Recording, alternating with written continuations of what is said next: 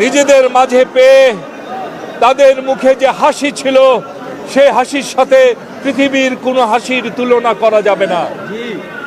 এক অকৃত্রিম সুখ যেন তারা পেয়েছেন তাদের নেতা জনাব তারেক রহমানকে তাদের মাঝে পেয়ে।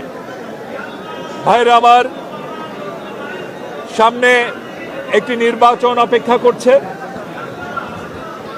সেই নির্বাচনের জন্যে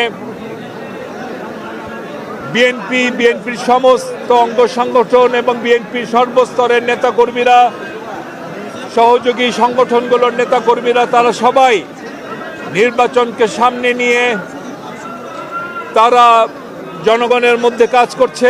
23 তারিখের পর তারা তাদের প্রচারণা শুরু করবে। আমরা লক্ষ্য করছি, আমরা অত্যন্ত বিস্ময়ের সাথে লক্ষ্য করছি এবং আমরা অত্যন্ত উদ্বিগ্ন। একটি গোষ্ঠী যারা 71-এ মুক্তিযোদ্ধাদের হত্যা করেছেন এবং করিয়েছেন,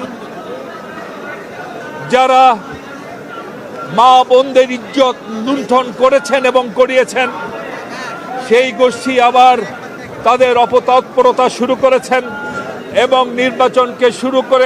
নির্বাচনকে সামনে রেখে নানা জোটের ছদ্মাবরণে তারা বাংলাদেশের রাজনৈতিক পরিস্থিতিকে অস্থির করতে চাচ্ছেন।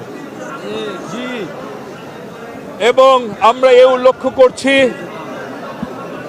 জনগণ যখন একটি পরিচ্ছন্ন নির্বাচন, একটি অংশগ্রহণমূলক নির্বাচনের জন্যে নিজেকে প্রস্তুত করছে ভোট দেওয়ার জন্যে, ঠিক সেরকম একটি সময়ে আমাদের কানে নানা রকম ষড়যন্ত্রের কথাও আসছে আমাদের কানে।